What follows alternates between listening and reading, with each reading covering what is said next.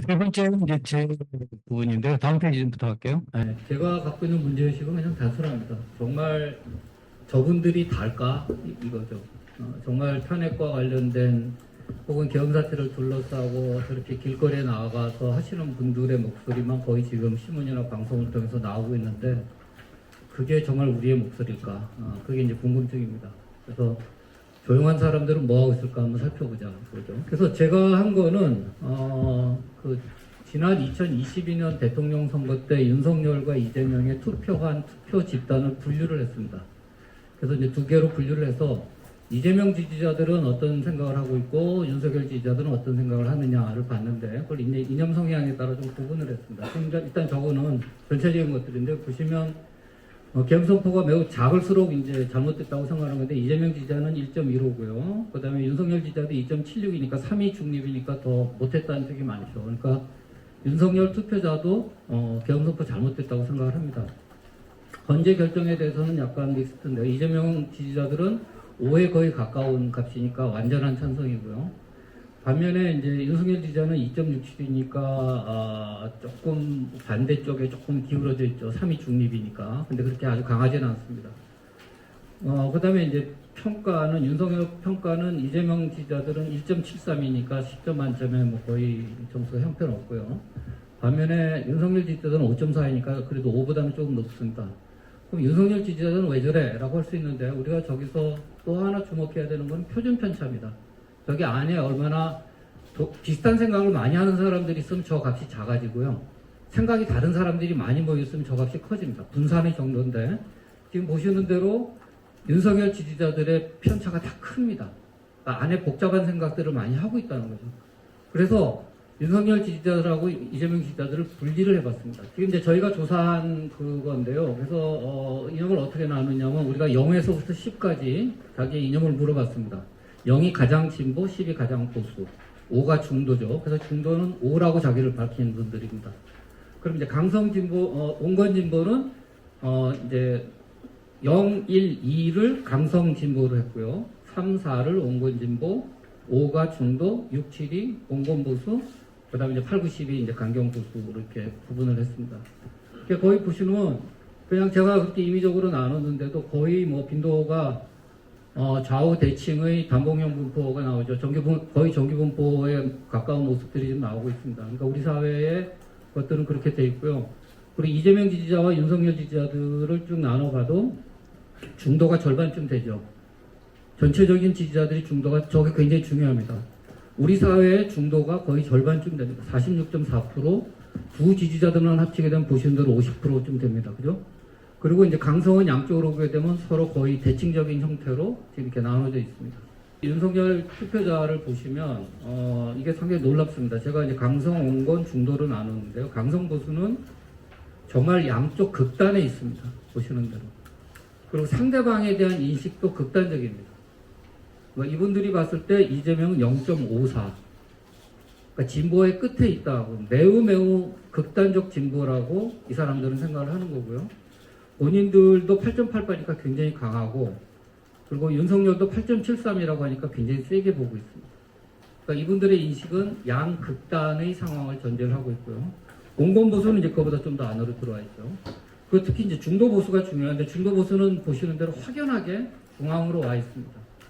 그래서 민주당과 국민의힘의 거리도 멀지 않고 이재명과 윤석열의 거리도 되게 이제 뭐 2에서 한 6 정도 사이에 있으니까 이거는 이제 뭐 합의가 될 만한 정도의 거리라고 볼 수 있겠죠. 그 다음에 다음 페이지에 이재명 지지자인데요. 이재명 지지자도 보시면 똑같습니다. 강성 진보는 똑같습니다.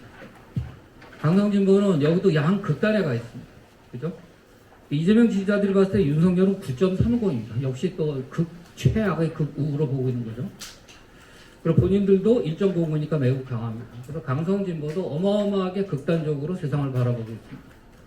반면에 이제 원군 진보는 그 거리가 조금 더 윤석열이나 국힘에 대한 강하게는 보고 있는데 뭐 좀 줄어들었고요. 중도 진보로 가게 되면 이 거리가 굉장히 가까워진다는 걸 알 수 있습니다. 그리고 재미있는 거는 그 온건 진보로 되어 있는 이분들을 제외하고 나면 앞 페이지랑 같이 비교를 해보시면 맨 바깥에 있는 게 다 정치 지도자들입니다.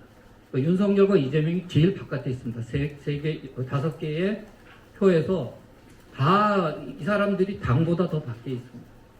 그러니까 많은 사람들이 생각할 때 지금 민주당이나 국민의힘보다 이재명이나 윤석열이라고 하는 사람이 대표하는 정치적인 이념 지향점이 더 극단적이라고 생각을 하는 거죠. 그러니까 지금의 갈등은 사실은 정치 지도자 요인에 의해서 더 나빠져오고 있다, 이렇게 볼 수 있는 여지가 있습니다. 지금 보시면 거기 보시면 저 위에 거 보시면 윤석열 투표 보시면 그 P가 0보다 작다고 되어 있는 것만 보시면 됩니다. 거기 보시면 거의 다 차이가 나죠. 윤석열 투표자들은 다 차이가 나서 강성 보수는 안보 질서를 위했다고 생각하지만 중도 보수는 아니라고 생각을 하고요.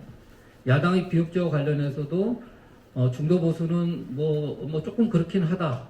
이 부분은 조금 받아들이긴 하지만 차이는 굉장히 크고, 선거 공정성에 대해서는 중도 보수의 경우에는 비교적 큰 문제가 없었다. 자유롭고 공정했지만 있다면 조그만 문제는 있었지만 큰 문제가 없다는 게 이분들 생각이고요. 호감도는 보시는 대로 윤석열 호감도가 34.87입니다. 중도 보수가. 100점 만점에 34점이면 이거는 낙지점이라고 봐야 되겠죠. 그러니까 윤석열을 투표했던 사람들이지만 윤석열에 대한 호감도가 34밖에 되지 않습니다. 그러니까 대단히 낮은 거죠. 반면에 강성 보수는 78이 넘습니다. 그죠? 그러니까 굉장히 큰 차이가 있습니다. 이재명 말할 것도 다 제일 낮고요. 반면에 이재명 투표자들은 이제 사안 자체가 모두가 동의할 수 있는 사안이라서 큰 차이는 없는데, 흥미로운 건 이제 야당의 비협조라고 하는 부분에 대해서 중도 진보는 그나마 조금 동조하는 비율이 조금 높게 나타났고요. 그 다음에 이재명에 대한 호감도도 차이가 있습니다. 강성 진보는 이재명을 76점을 줬는데 중도 진보는 50점 조금 넘었습니다. 그러니까 호감도에 명확한 차이가 있는 거죠. 그러니까 진보 내에서도 이념적인 성향에 따라서 서로 생각하는 정도가 다르다고 볼 수 있습니다. 는 이제 계엄 선포에 대해서 어떻게 생각하느냐. 강성 보수를 기준으로 했을 때 윤석열의 이념 중도, 그다음에 이념 온건 보수는 어떤 차이냐 이런 건데, 계엄 선포에 대해서 잘못했다고 하는 응답이 훨씬 더 높게 나타났고, 선거관리위원회 공정성, 이 다음에 우리 김 교수님이 하실 부분이긴 하지만 선거관리위원회 공정성에 대한 그것도 더 높게 나타났습니다. 이재명 관련된 거는 특별한 건 없고요. 다만 이제 더불어민주당에 대한 이념 중도의 호감도는 아까 이재명에 대한 호감도가 낮았던 것처럼 더불어민주당에 대한 호감도도 이념 중도 중에서 조금 낮게 나타났습니다. 그래서 지금까지 내용을 보면 우리가 두 개로 쪼개져서 극단적으로 싸우고 있고, 한쪽은 무조건 탄핵시키자, 한쪽은 탄핵 반대다라고 떠들고 있는 것 같지만 실제로는 거의 한 절반 정도를 차지하고 있는 사람들은 전혀 다른 입장을 갖고 있습니다. 그러니까 탄핵에 대해서 찬성하고 있고, 그 다음에 정당이라든지 윤석열에 대한 평가도 전혀 다른 거죠.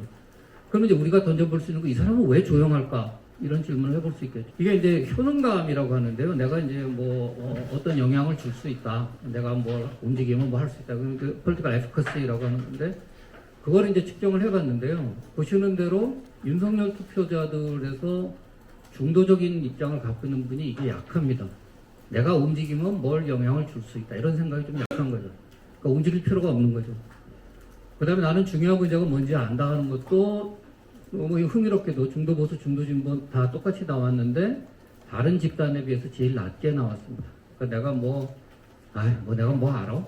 이런 거거나 내가 움직여가면 되겠어? 이런 효능감이 상대적으로 약한 분들입니다. 그 다음에는 이제 실질적인 정치 참여와 관련된 걸 물어봤는데, 정치 참여한 적이 있느냐, 혹은 참석하고 싶었는데 못했느냐, 이런 것 등등을 물어봤는데요.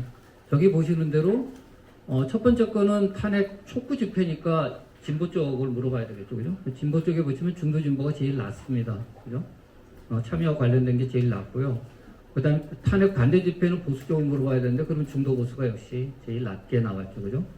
그리고 정치에 대한 관심도도 전체 6개 집단 중에서 중도 보수와 중도 진보가 제일 낮게 나왔습니다. 말하자면 이분들은 정치적인 색깔은 다르게 갖고 있지만 정치에 대한 효능감도 낮고 또 정치 참여에 대한 것도 상대적으로 덜한 분들인 거죠.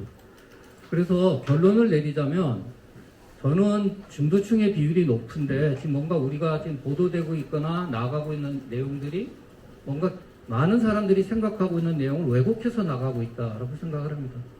그러니까 실제로 소수인데 매우 적극적으로 정치에 참여하고 있는 사람들이 지금의 논쟁을 이끌어 나가고 있다는 거죠. 그래서 실제 여론조사 같은 경우에도 보면 뭐 윤석열 지도가 51% 나고 막 이러지 않습니까? 저는 그게 전화를 안 받는 거죠, 중도층은. 보수십니까, 진보십니까? 그럼 대답을 해놓고도 일단 안 받는 거예요, 그런 사람들은. 그럼 누가 받게 되냐면 정치에 관심이 많고 정치적 이념 성향이 강한 사람들이 전화를 받는 거죠. 그러니까 이 표집 자체가 굉장히 왜곡된 형태로 나타나고 있고, 그게 여론조사를 통해서 벌어지지 않고, 그러니까 걸러질 수가 없잖아요. 뭐 너는 뭐 온건이냐, 뭐 강성이냐 이런 거 안 물어보잖아요. 그래서 소극적이어서 참여를 거부하는 중도나 온건 집단 대신에 참여에 적극적인 강경한 이들의 견해가 지금 과대 대표되고 있고요. 그래서 지금 현재 제가 볼 때는 소수에 의한 정치적 의사 형성이 왜곡되고 있다라고 생각이 듭니다. 그래서 결국 중요한 거는 조용하지만 그러나 나름대로 합리적이고 온건하고 중도적인 판단을 하고 있는 이런 분들이 결국 나중에 어떤 결정을 내리느냐 하는 것이 제일 중요하다고 생각되고, 우리가 그분들의 목소리에 귀를 기울일 수 있도록 노력해야 된다. 이게 이제 제가 드리고 싶은 말씀입니다.